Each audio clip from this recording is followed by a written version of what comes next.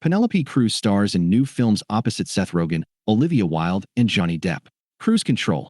Kissing Scarlett Johansson is all in a day's work for Academy Award-winning screen idol Penelope Cruz, who's never been more in demand or seemed more at peace with herself and the role she chooses. Just don't call her a feminist. Penelope Cruz, born Penelope Cruz Sanchez, glides into her seat at a press junket for Woody Allen's film, Vicky Cristina Barcelona, wearing a caramel satin blouse and long tan dress slacks that seem to propel the 5 feet 6 inches actress into model territory.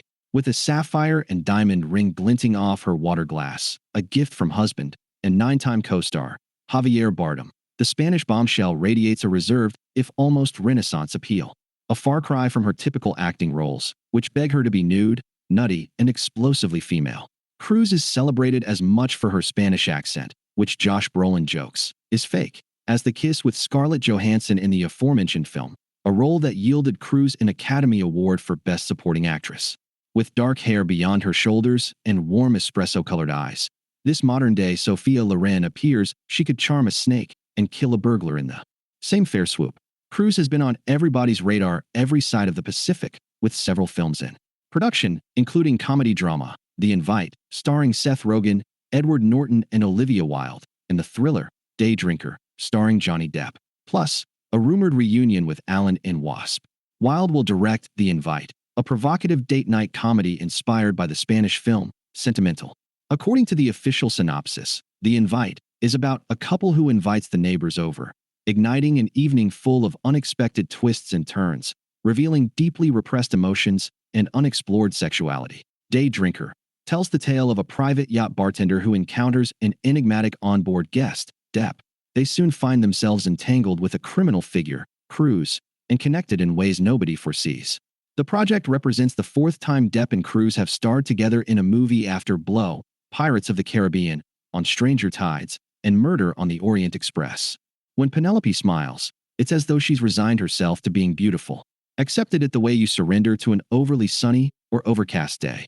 A line at the supermarket or flirtation with the cute barista that will never manifest into anything more. In this case, it's the growing attention Cruz has received since beginning as a young actress in Spain at 16.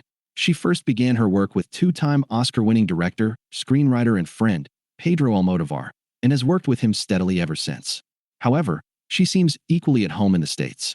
Of director Allen, she remarks, "There is no bullshit with Woody, which I love. He's the most honest person I know. When I said, I would love to work with you, he said, well, of course." She's unleashed when it comes to her affection for directors Almodóvar and Allen, describing both as geniuses. But what about that thing that happened between her and the very hot Scarlett in a darkened room about halfway through the film, Vicky Cristina Barcelona? When the two voluptuous stars became ensconced. How was that? It was exciting to play the trio, Cruz expresses breezily at the press junket, describing the 3 lovers in Vicky Cristina Barcelona, Maria Elena, Cristina, and Juan Antonio. In fact, she and Johansson joked most of the day on set and between takes while prepping for lip locks. Cruz reveals, "I knew it was going to get a big reaction. We always had good stories to tell about what happened that day on the set because of Woody. We were able to laugh about it, Scarlett and I." Allen, who was famously more concerned with an emergency dermatology appointment to inquire about a possible skin condition, added to the fun and frenetic buzz on set that day.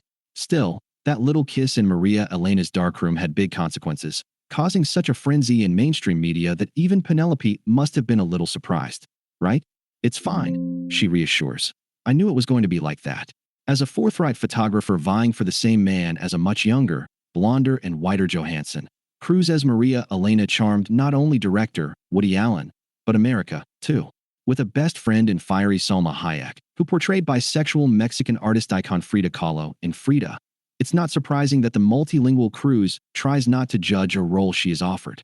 "I try to have an open mind, see how I feel. If I can't stop thinking about a script after I finish it, I know I need to be part of it.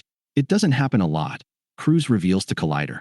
She's been nude and engaged in sexual situations, starting at 16, with her breakthrough performance in 1992's erotic powerhouse, Jamon Jamon, and continuing her whole career.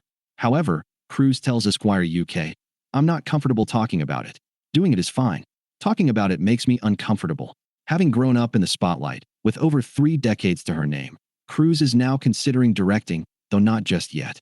"I bug the director, and when he gets sick of me, I go talk to the DP, then script. I love learning on set. But I've got so much on my plate right now. Maybe in 10 to 15 years. Surely, she will take cues from Almodovar. I've changed a lot since I met him, she explains of Pedro. Nothing is ever the same with him. He's honest and demanding, and I appreciate that. Considering that the disarming Taurus earned $2 million per year representing L'Oreal Cosmetics alone, add to that her acting fare of $2 to $5 million per film, and you realize how lucky and successful this Spanish enchantress, as she's been nicknamed by fans, truly is.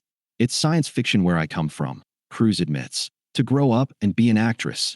The 51-year-old and husband Bardem, the only other Spanish actor to win an Oscar for acting, share 2 children. A 14-year-old son, Leo, and 12-year-old daughter, Luna. She and Bardem began dating in 2008 while filming with Alan. Following a plant-based Mediterranean diet, Cruz got hooked on classical ballet, training for 9 years before catching the cinema bug at 14. She learned how to ride a camel for the film, Sahara, and proceeded to date her co-star Matthew McConaughey, followed by Tom Cruise, whom she remains good friends with, before hooking up with her current flame, whom she met in 1992. Cruz, who admits she's strong and opinionated, does not limit herself to acting or riding camels for that matter. She co-founded a non-government organization called Sabra Foundation with Nacho Cano and other Spanish entertainers. Before the now-defunct org faltered over differences in opinion among the founders, they had set up a home, a school and a clinic for homeless girls and people suffering from tuberculosis in Calcutta. In 2008, Cruz and her sister Monica got into some hot water when the two sisses appeared in a lesbian lip lock in their younger brother's music video, Cosas que Cantar. And according to a media source, the lesbian lip lock between the Spanish siblings was the idea of their brother, Eduardo, who was obviously seeking controversial PR. However, the Vanilla Sky actress, who has humbly remarked that her model/actress sister is more beautiful than she, seems to have matured beyond PR schemes into a private and fearless actress, unburdened by the expectations of others and excited about her future in American cinema.